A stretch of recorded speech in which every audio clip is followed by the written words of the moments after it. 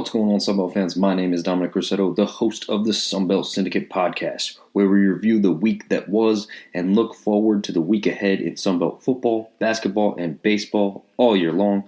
Please follow us on all the social platforms, including YouTube, Facebook, Instagram, Twitter, and yes, even TikTok. So, jumping into kind of the week two, maybe not an official weekend and week begin really at this starting point, because baseball is a little bit different of a beast with how often they are playing games, but I'm going to call it week two for the podcast version at this point. So the Sun Belt up through Tuesday has had a record of 39-13 overall. Very impressive. Before Tuesday's games, it was actually, I think, the second best winning percentage out of every conference in NCAA baseball. So Sunbelt, a lot to hang their hat on going in with that. As far as specific teams, specific games, talking about ODU starts off 2-1 versus St. John's with the only loss coming in extra innings. They added a 15-8 victory over VMI on Tuesday. Georgia State had a tough stretch versus Cincinnati, going only 1-3 to start their year. Coastal easily took care of Fairfield 14-7. And Middle Tennessee 11-3 before dropping their last game on Sunday versus a pretty good VCU team 4-2. Marshall starts 3-0 with a relatively easy series versus St. Louis. App State off to a 4-0 start after a 3-game sweep of Queens and a win at High Point on Tuesday.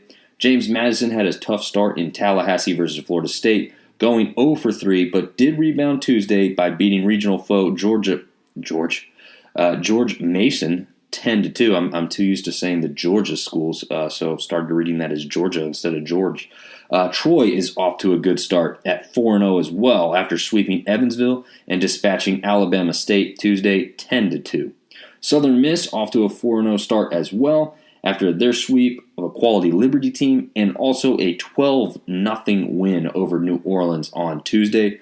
Georgia Southern takes 2 out of 3 versus West Virginia, but they do drop Tuesday's game versus Georgia Tech 8-6. They start the year off 2-2 overall. ULM takes a series over Bradley 2-1 and gets a big win Tuesday over Mississippi State 11-5. They start their season 3-1. Texas State crushes Northwestern in every game. Closest game was an 8-run difference. To begin their season 3-0. Arkansas State got off to a 3-0 start before dropping Tuesday's game versus Ole Miss 11-3. The Cajuns start their season in Houston versus Rice, where they took 2 out of 3, dropping the last one 12-8. Pretty good quality Rice team, so not terrible loss there. USA South Alabama starts their season off 3-1 overall. They take down Northwestern State and UAB, as well as avenge a loss on the same day, it was a doubleheader, versus Eastern Kentucky in the Jaguar Classic. So that's kind of rounding up games up until Tuesday as far as, what to look ahead for in this week. Right now, NC State is playing down at Coastal Carolina. That's a huge matchup. We'll wait to see what happens there, but big hopes for Coastal as that one proceeds. ULM does go up against Mississippi State a second time. BYU's coming into town to play in Lafayette versus Louisiana. And we've got a couple games with those two teams going at it.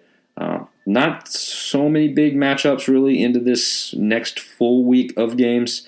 But you do have Illinois coming down as far as a big team. I'm not sure if they're really the greatest quality baseball opponent.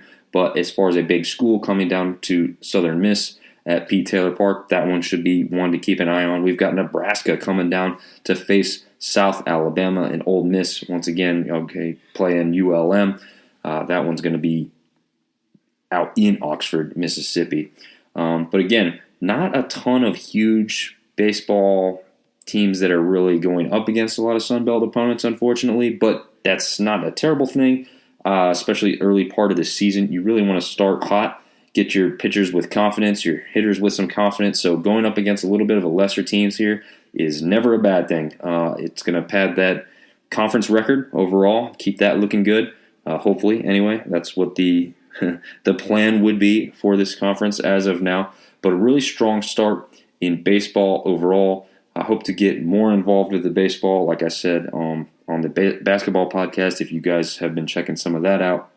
I did host some people this weekend, had a busy weekend with one of my other favorite sports in hockey, as the local team was hosting an outdoor game at a football venue. So obviously I couldn't miss that. And then immediately had to jump on a plane Tuesday morning to travel for work. So I have unfortunately not been able to take in very much of the actual baseball, except for kind of seeing scores here and there and reading some articles, but haven't gotten to dive in as much as I would like at this point. That will change going forward, I promise you that.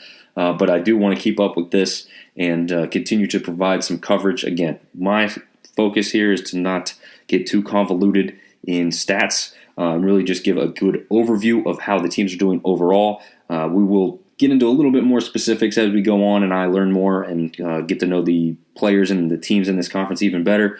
But I don't want to get into doing that too much off the bat because I'm just going to be reading off a stat sheet, and that's going to be pretty boring overall. So for now, I'm just going to cover kind of the ins and outs of how the teams are doing overall with the records and scores, and we will continue to evolve this and bring this along further as we go on and hopefully kind of becomes a little bit more enjoyable. But for now, you should be able to get this podcast done as you drive to or from work, maybe when you do the dishes at night or when you're cooking up some dinner. So once again, thanks for listening. I appreciate all the likes, comments, listeners, people that are downloading the episodes, and we will see you in week 3 for more coverage.